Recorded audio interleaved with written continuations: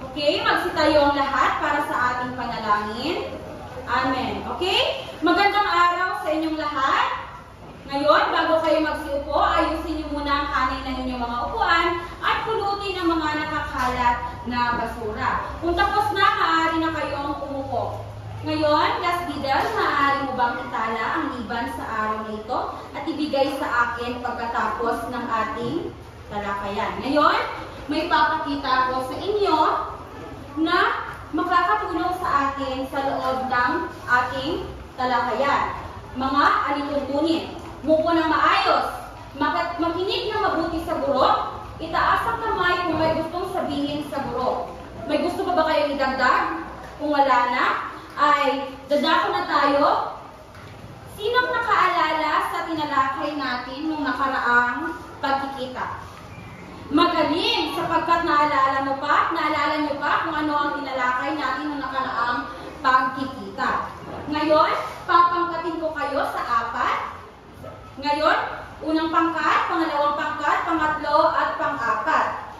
May papakilala ako sa inyo na makakatulong sa atin sa pagpupuntos. At ito ay ang puntusang mikropono. Ngayon, ang bawat mikroponong ito ay may katumbas na 5 puntos at ito naman ay 3 puntos. Bago tayo dadako sa ating paunang gawain, ay ilalahad ko muna sa inyo ang ating layunin para sa ating panibagong paksa. Basahin. Hintayin muna ang aking hudyat bago basahin. 1, 2, 3, basa. Layunin na tutukoy ang mga dapat tandaan sa mabisang pagsasalita at mahusay ng pagtatalumpati. Napapahalagahan ang mga dapat tandaan sa mabisang pagsasalita at mahusay na pagtatalumpati sa buhay ng isang mag-aaral at nakapaglalahad ng isang talumpati gamit ang mabisang pagsasalita at mahusay na paraan ng pagtatalumpati. Ngayon, naway ang ating layunin ay makamit natin pagkatapos ng ating talakayan.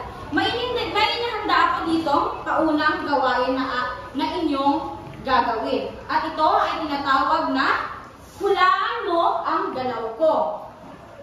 Nandito ang mechanics. So, mechanics, ang bawat pangkat ay pipili ng isang representante. So, ang isang representante ang siyang gagalaw o kukilo sa mga salitang mabubunot. Ang mga kasapi ng pangkat ay uhula sa salita batay sa kilos ng representante.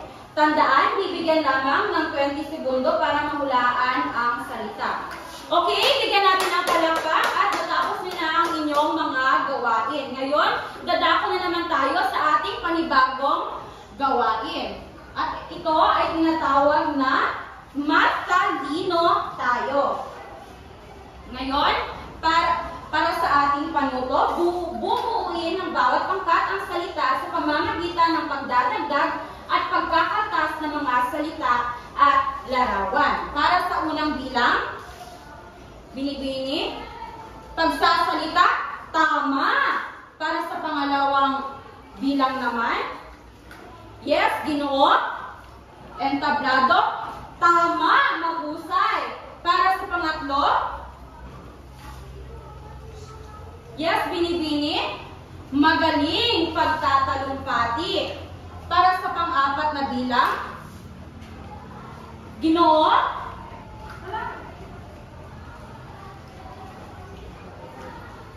mahusay at nasagutan nyo. Sa pang-5, para sa huli, yes, binibini, tingnan natin kung tama ang iyong sagot. Magaling at tama. Ngayon ay dadako na naman tayo para sa ating susunod na gawain. So, panuto, ang bawat pangkat ay gagawa ng concept map at magbibigay ng mga salita na maaaring maging konektado sa salitang pagtatalumpati. Ngayon, tapos na ba lahat? Okay. Bigyan natin ng palakpak ang bawat pangkat. Ngayon, mayroon akong ipapakita sa inyo ng mga gabay na tanong na maaari nating sagutin pagkatapos ng ating talakayan. Para sa unang katanungan, ano-ano ang mga makatutulong sa mabisang pagsasalita at pagtatalumpati? Para sa pangalawa, ano ang mga katangian ng tinig? Pangatlo, bakit mahalaga ang mabisang pagtatalumpati? At pang-apat naman ay paano magiging isang mahusay na mananalumpati?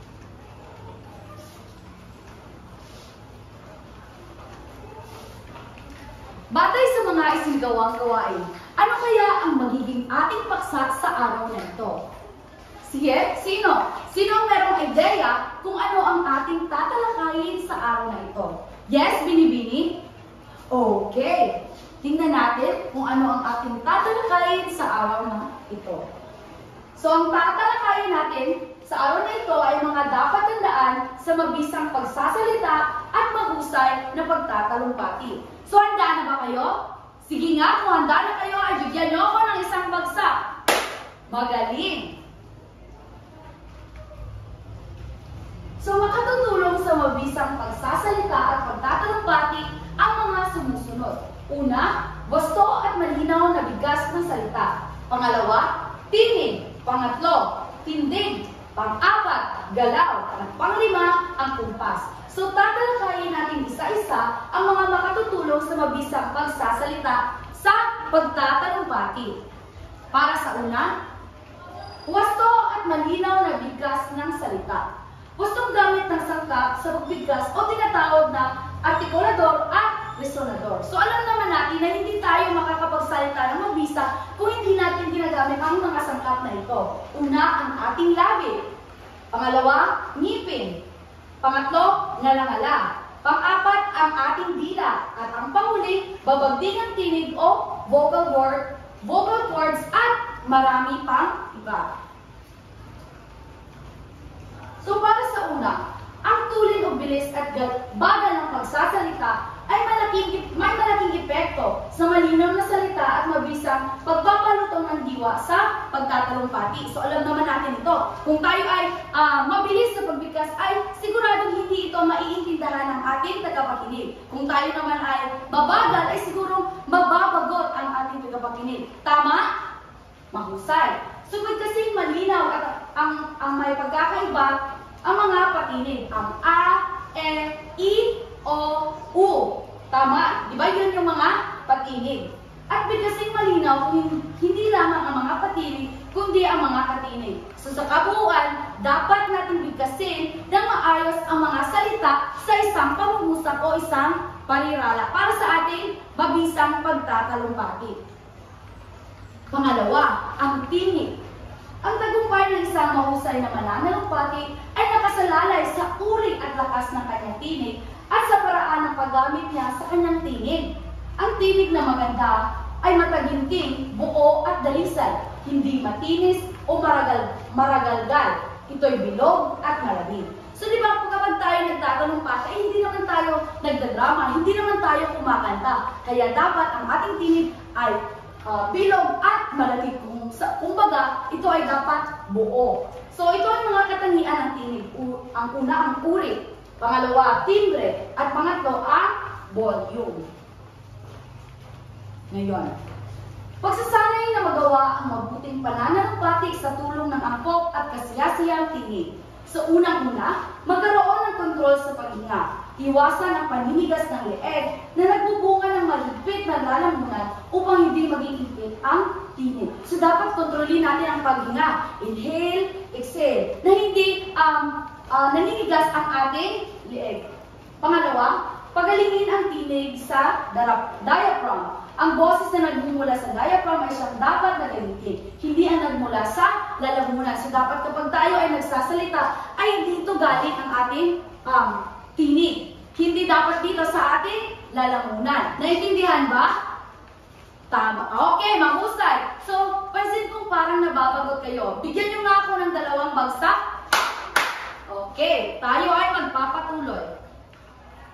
Para sa tindig. Ang tindig ng isang nagtatalumpati ay unang nakatatawag ng pansin ng mga tagapakinig kahit bago pa man siya bumigkas ng kanyang unang pangungusap. So dapat ating tandaan, tumindig na may pagtitiwala sa sarili, ngunit maginhawa at maluwag. Pangalawa, natural. So dapat tayo, kung tayo tumindig sa pagtatalumpati, ay dapat maging natural lang tayo. Hindi dapat tayo mag-push sa ating self kung ano ba ang ating gustong ipakita sa ating tagapag-ibig. Iwasan ng tindig militar o tuwid na tila babarilin. So dapat iiwasan natin ang ganitong tindig kasi nagtatalumpati tayo, hindi naman tayo sumasabak sa isang gera. Para sa pang-apat, maging kagalang-galang sa pagtayo. Iwasan ang mga tindig mayabang, nakapamaywang o kaya ay nakadukot ang kamay sa bulsa. So iwasan natin ang mga ganito, at mga tindig mayabang. Naintindihan ba? Okay. Ngayon ay dumakon na tayo sa galaw. Ang galaw o pagkilos ng pananalumpati ay nakatawag ng pansin sa mga nakikinig. Kung tayo ay tumayo dito, kung tayo ay pupunta dito. So dapat natin tandaan, ang galaw sa ibabaw na tanghalan ng nagtatalumpati ay dapat maging natural at walang pakunwari o hindi nagpukunwari. Pangalawa, ang isang hakbang paunahan ng patungo sa kaliwa o sa kanan ay tumatawag ng pansin at nagbibigay rin ng panahon sa tagapakinig upang nangnamin ang huling sinabi na nagsasalita bago humakbang sa pasulong. So, kung dito bumunta, pabalik, dito, at dito. So, ito ay nakatatawag pansin ng ating mga tagapakinig. Pangatlo, iwasan ang labis na paggalaw. So, kung tayo nagtatalumpati ay iwasan natin ang mga bagay na nakaka-distract sa ating tagapakinig kasi hindi naman tayo sumasayaw. Tayo ay nagtatalumpati. Panglima, gamitin din ang mata sa pagkuha ng pagsinat o paghigpot ng buong atensyon. So, dapat nagkakaroon tayo ng eye contact sa ating mga tagapakinig. Ngayon ay dumako naman tayo sa kumpas. Ang bawat kumpas ng kamay ay may layuning linawin, patingkarin o bigyang diin ng isang kaisipan o damdaming ipinapahayag. Tandaan na ang kumpas ng kamay ay nakatutulong sa pagpapalutang ng kaisipan kung ito'y una, maluwag, maginhawa at natural. Pangalawa, angkop sa diwang inilalarawan. So dapat kung tayo ay gumagamit ng mga kumpas ng kamay, ay dapat hindi naman ito nalalayo sa ating paksang tinatalakay. So dapat gamitin natin ito ng maayos. So pangatlo, tiyak may buhay at hindi matamlay. Naintindihan ba ang ating paksang tinalakay? May katanungan pa ba kayo? Okay.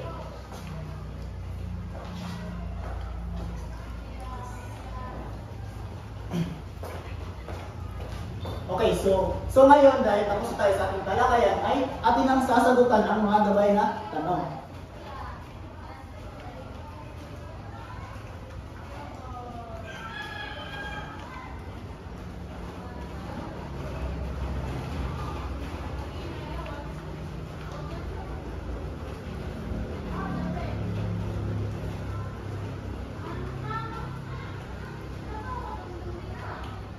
Okay, para sa unang bilang, ano-ano ang mga makakatulong sa mabisang pagsasalita at pagtatalumpati?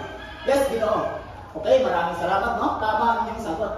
Okay, para sa pangalawang bilang, ano-ano ang mga katangian ng kilig? Yes, Bini-bini. Okay, maraming salamat. Tama ang inyong sagot. Okay, para sa pangatlong bilang, bakit mahalaga ang mabisang pagtatalumpati? Yes, Ginoo. Okay, maraming salamat. Tama ang inyong sagot. At para sa pang-apat, paano maging isang mahusay na mananalumpati? Yes, ikaw. Okay, maraming salamat. Tama ang sagot. So, dahil nasagutan natin ang lahat ng mga gabay na tanong ay dadako na tayo sa ating pangkatang gawain.